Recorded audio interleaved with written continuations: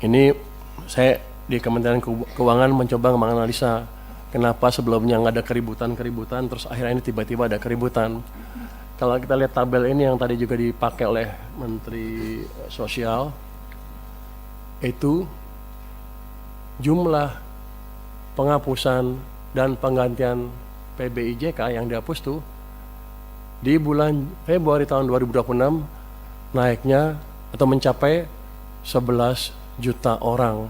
Itu hampir 10% dari total kan, dari 98. Sebelumnya 7, 1, 1, 1, 1 di bawah 1 juta, dan di 1 juta di bawah 1 juta.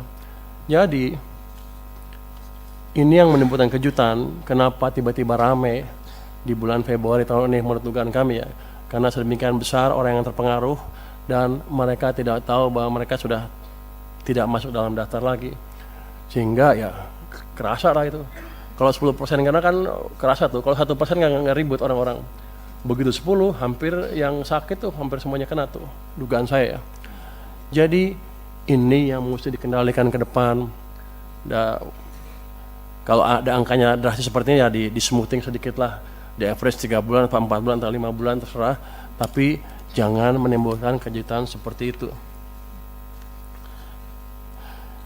Bapak, Ibu pimpinan, dan seluruh anggota Komisi 8, 9, dan 11 yang saya banggakan, kita semua tentu ingin program JKN ini dapat berjalan efektif, sehingga benar-benar manfaatnya dirasakan seluruh masyarakat Indonesia tanpa keributan yang terlalu signifikan, karena uang yang saya keluarkan sama, nggak berubah. Kenapa keributannya beda? Berbagai langkah perbaikan tentunya harus terus dilakukan agar tepat sasaran. Apa? Iya tuh keributan kan. Oh, ribut aja lo.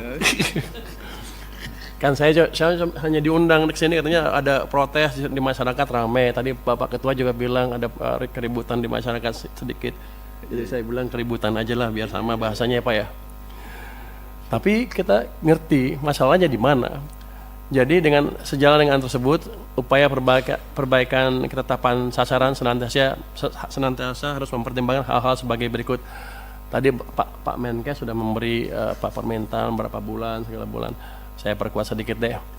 Pertama, perubahan data PBI JKN pada prinsipnya merupakan upaya untuk meningkatkan kualitas dan tata kelola program JKN agar lebih tepat sasaran, melindungi masyarakat miskin dan tidak mampu. Itu. Jadi pemutahirannya jangan bikin keributan. Yang kedua, penonaktifan peserta PBIJK dapat dipertimbangkan untuk tidak langsung berlaku, namun diberikan jangka waktu 2-3 bulan, tadi Pak Menkes 2 bulan, 2-3 bulan yang disertai dengan sosialisasi kepada masyarakat. Jadi begitu mereka masuk list, tidak masuk lagi ke daftar PBI, langsung trigger sosialisasi ke mereka bahwa mereka tidak masuk lagi ke list itu, sehingga mereka bisa melakukan tindakan yang diperlukan, entah membayar dengan tempat lain atau gimana. Tapi jangan sampai yang udah sakit tiba-tiba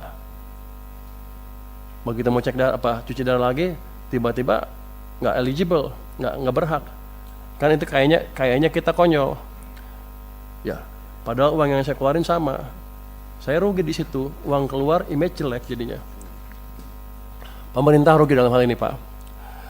Kemudian masukan dari kami adalah penentuan jumlah PBI dilakukan dengan hati-hati dan terukur, dengan mengedepankan ketepatan sasaran, kemudahan akses layanan, dan menjaga keberlanjutan program JKN. Tadi kan kalau ditanya ada nggak ruang untuk ngisi orang-orang tadi yang nggak masuk, kan ada. Kan masih 96 juta sekian kan, targetnya 98. Harusnya kalau prosedurnya clear, nggak ada masalah itu. Jadi masalahnya adalah masalah operasional, masalah manajemen, dan masalah sosialisasi yang harus bisa dibereskan secepatnya. Kalau itu membuat uang yang saya keluarkan untuk Anda lebih kecil, saya mendukung. Ribut dikit nggak apa-apa. Tapi ini kan sama, uang yang saya keluarkan sama, ribut lagi. Saya rugi banyak, Pak. Ke depan tolong dibetulin. Dengan demikian penjelasan kami tentang dukungan APBN 2026 untuk mendorong efektivitas program JKN dalam rangka mewujudkan SDM unggul, sehat, produktif, dan berdaya saing untuk menghadirkan Indonesia yang tangguh, mandiri, dan sejahtera. Terima kasih. Kami kembalikan kepada pimpinan. Wassalamualaikum warahmatullahi wabarakatuh.